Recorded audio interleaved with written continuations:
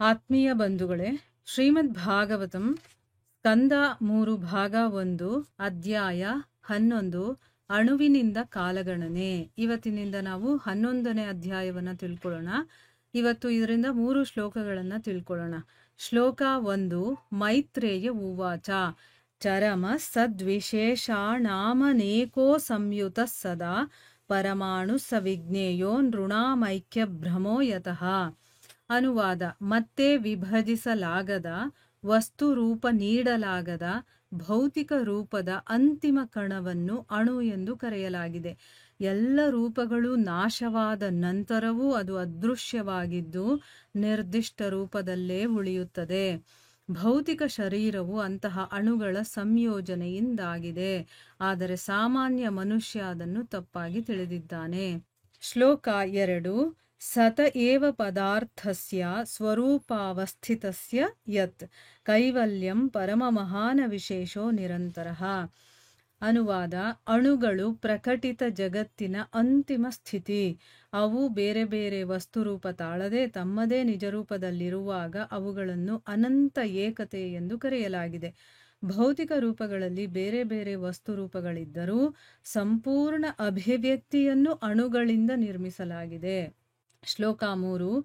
ಏವಂ ಕಾಲೋಪ್ಯನುಮಿತ ಸೌಕ್ಷ್ಮ್ಯೇ ಸ್ಥೌಲ್ಯೇ ಚ ಸತ್ತಮ ಸಂಸ್ಥಾನ ಭುಕ್ತ್ಯಾ ಭಗವಾನ್ ಅವ್ಯಕ್ತೋ ವ್ಯಕ್ತಭುಗ್ ವಿಭುಃ. ಅನುವಾದ: ಅಣು ಸಂಯೋಜನೆಯ ವಸ್ತು ರೂಪದ ಚಲನೆಯ ಅಳತೆಯಿಂದ ಕಾಲವನ್ನು ನಿರ್ಧರಿಸಬಹುದು. ಕಾಲವು ಸರ್ವಶಕ್ತ ದೇವೋತ್ತಮ ಪುರುಷನಾದ ಹರಿಯ ಶಕ್ತಿ. ಈ ಭೌತಿಕ ಜಗತ್ತಿನಲ್ಲಿ ಕಾಣಿಸಿಕೊಳ್ಳದಿದ್ದರೂ ಭೌತಿಕ ಚಲನವಲನಗಳೆಲ್ಲವನ್ನೂ ಆತ ನಿಯಂತ್ರಿಸುತ್ತಾನೆ. ಇವು ಶ್ಲೋಕಗಳು ಮತ್ತು ಅವುಗಳ ಅನುವಾದ. ಈಗ ಭಾವಾರ್ಥದ ಮೂಲಕ ನಾವು ಇದರ ಅರ್ಥವನ್ನು ತಿಳ್ಕೊಳ್ಳೋದಕ್ಕೆ ಪ್ರಯತ್ನ ಮಾಡೋಣ.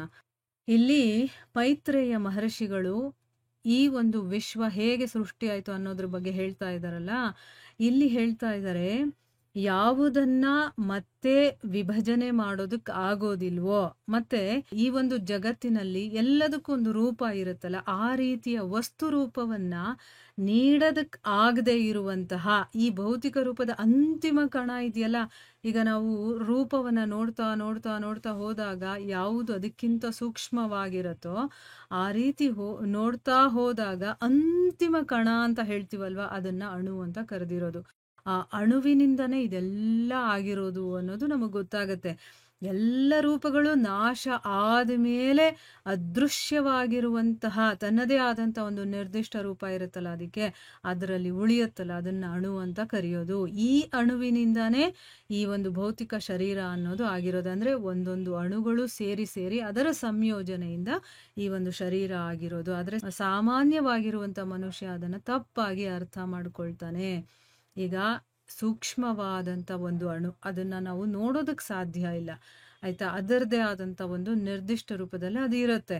ಅಂಥ ಅಣುಗಳು ಒಂದಕ್ಕೊಂದು ಸೇರ್ಕೊಂಡಾಗ ಈ ಒಂದು ಭೌತಿಕ ಶರೀರ ಅಂತ ಆಗುತ್ತೆ ಅಂತನ್ಬಿಟ್ಟು ಇಲ್ಲಿ ಹೇಳಿದ್ದಾರೆ. ಈಗ ಭಾವಾರ್ಥದಲ್ಲಿ ಗುರುಗಳು ಇದರ ಬಗ್ಗೆ ಏನು ಹೇಳಿದ್ದಾರೆ ಅಂತ ತಿಳ್ಕೊಳ್ಳೋಣ.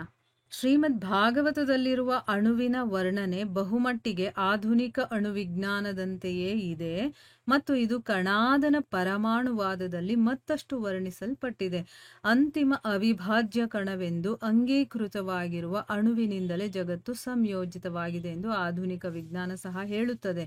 ಶ್ರೀಮದ್ ಭಾಗವತವು ಅಣು ವಿಜ್ಞಾನ ತತ್ವವೂ ಸೇರಿದಂತೆ ಜ್ಞಾನದ ಎಲ್ಲ ವಿವರಗಳನ್ನು ಒಳಗೊಂಡ ಪೂರ್ಣ ಪಠ್ಯವಾಗಿದೆ. ಅಣುವು ಶಾಶ್ವತ ಕಾಲದ ಬಹು ಸೂಕ್ಷ್ಮ ರೂಪ. ನೋಡಿ, ಇಲ್ಲಿ ಅಣುವಿನ ಬಗ್ಗೆ ನಾವು ವಿಜ್ಞಾನದಲ್ಲೂ ಕೂಡ ಓದ್ತೀವಿ ಅಲ್ವಾ, ಅಣುವಿನಿಂದನೇ ಎಲ್ಲ ಆಗಿರೋದು ಅಂತ ಹೇಳ್ತಾರೆ. ಅದೇ ರೀತಿ ಶ್ರೀಮದ್ ಭಾಗವತದಲ್ಲೂ ಕೂಡ ಅದೇ ಇದೆ. ಅಂದ್ರೆ ಭಾಗವತದಲ್ಲಿ ಏನು ಹೇಳಿದಾರೋ ಅದರ ವರ್ಣನೆಯ ತರಾನೇ ಈಗ ಆಧುನಿಕ ವಿಜ್ಞಾನ ಕೂಡ ಅಣುವಿನ ಬಗ್ಗೆ ಅದೇ ಹೇಳುತ್ತೆ. ಈ ಒಂದು ವಿಷಯದಲ್ಲಿ ಕಣಾದ ಅನ್ನುವಂಥವ್ರಿದಾರಲ್ಲ, ಅವರು ಇದರ ಬಗ್ಗೆ ಅಂದ್ರೆ ಪರಮಾಣುವಾದವನ್ನ ಹೇಳಬೇಕಾದ್ರೆ ಇನ್ನೊಂದಷ್ಟು ಚೆನ್ನಾಗಿ ವರ್ಣನೆಯನ್ನ ಮಾಡಿದ್ದಾರೆ. ಅಂದ್ರೆ ಏನು? ಅಣು ಅನ್ನೋದು ನಾವ್ ಯಾವುದನ್ನ ವಿಭಜನೆ ಮಾಡ್ತಾ ಮಾಡ್ತಾ ಹೋಗ್ತೀವೋ ಕೊನೆಗೆ ನಮಗೆ ಸಿಗುತ್ತಲ್ಲ, ತುಂಬಾ ಸೂಕ್ಷ್ಮವಾಗಿರುವಂಥದ್ದು, ಅದೇ ಅಣು ಅಂತ ಹೇಳೋದು. ಅದ್ರಿಂದನೇ ಈ ಜಗತ್ತು ಸಂಯೋಜಿತವಾಗಿದೆ ಅಂತನ್ನೋದನ್ನು ಕೂಡ ಆಧುನಿಕ ವಿಜ್ಞಾನದವರೂ ಕೂಡ ಅದನ್ನೇ ಹೇಳ್ತಾರೆ. ಆಟಮ್ ಇಂದಾನೇ ಎಲ್ಲ ಆಗಿರೋದು ಅಂತ ಹೇಳ್ತಾರಲ್ವಾ. ಅದಕ್ಕೋಸ್ಕರನೇ ಇಲ್ಲೇನ್ ಹೇಳ್ತಾ ಇದ್ದಾರೆ, ಶ್ರೀಮದ್ ಭಾಗವತ ಅನ್ನೋದು ಬರೀ ಆಧ್ಯಾತ್ಮಿಕವನ್ನ ಹೇಳೋದಿಲ್ಲ, ಆ ಅಣು ವಿಜ್ಞಾನದ ಬಗ್ಗೆ ಕೂಡ ಇಲ್ಲಿ ಜ್ಞಾನವನ್ನ ಕೊಟ್ಟಿದ್ದಾರೆ. ಅಂದ್ರೆ ಅದನ್ನ ಹೇಗೆ ಅರ್ಥ ಮಾಡ್ಕೋಬೇಕು, ಅಣು ಅಂತಂದ್ರೆ ಏನು, ಕಾಲ ಅಂತಂದ್ರೆ ಏನು, ಅದನ್ನ ಹೇಗೆ ಮೆಷರ್ ಮಾಡೋದು, ಎಲ್ಲ ವಿಚಾರದ ಬಗ್ಗೆನೂ ಕೂಡ ಇದರಲ್ಲಿ ಇದೆ. ಅದಕ್ಕೋಸ್ಕರನೇ ಇದು ಒಂದು ಕಂಪ್ಲೀಟ್ ನಮಗೆ ನಾಲೆಡ್ಜ್ ಕೊಡುವಂತ ಒಂದು ಗ್ರಂಥ ಅಂತ ಕೂಡ ಹೇಳ್ತಾರೆ. ಈ ಅಣು ಅನ್ನೋದು ಶಾಶ್ವತ ಕಾಲದ ಬಹಳ ಸೂಕ್ಷ್ಮವಾದಂತಹ ರೂಪ ಅನ್ನೋದನ್ನ ನಾವಿಲ್ಲಿ ಅರ್ಥ ಮಾಡ್ಕೊಳ್ಬೇಕು. ಈಗ 2ನೇ ಶ್ಲೋಕದಲ್ಲಿ ಏನ್ ಹೇಳ್ತಾ ಇದ್ದಾರೆ, ಅಣುಗಳಿದೆಯಲ್ಲ ಅದು ಈ ಒಂದು ಪ್ರಕಟವಾಗಿರುವಂತಹ ಜಗತ್ತಿನ ಅಂತಿಮ ಸ್ಥಿತಿ.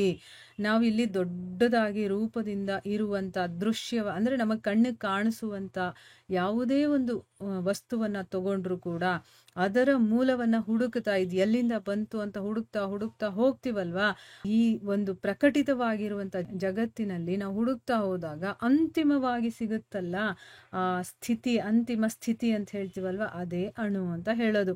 ಅದು ಬೇರೆ ಬೇರೆ ವಸ್ತು ರೂಪ ತಾಳದೆ ತಮ್ಮದೇ ಆದಂತಹ ನಿಜ ರೂಪದಲ್ಲಿ ಇರುತ್ತಲ್ಲ. ಅಂದ್ರೆ ಈಗ ಈ ಜಗತ್ತಲ್ಲಿ ನಾವ್ ಏನನ್ನಾದ್ರೂ ನೋಡಿದ್ರು ಕೂಡ ಅದೇನಾಗುತ್ತೆ ಅಂತಂದ್ರೆ ಬೇರೆದೇ ಆದಂತ ಒಂದು ರೂಪವನ್ನ ಪಡ್ಕೊಳ್ಳುತ್ತೆ, ತಮ್ಮ ನಿಜ ರೂಪದಲ್ಲಿ ಇರೋದಿಲ್ಲ. ಆದ್ರೆ ಯಾವಾಗ ಅದು ತಮ್ಮ ನಿಜ ರೂಪದಲ್ಲೇ ಇರುತ್ತೋ ಅದನ್ನ ನಾವು ಅಣು ಅಂತ ಹೇಳ್ತೀವಿ. ಅದನ್ನ ಅನಂತ ಏಕತೆ ಅನ್ನುತ್ತಂದ್ಬಿಟ್ಟು ಕರೆಯೋದು.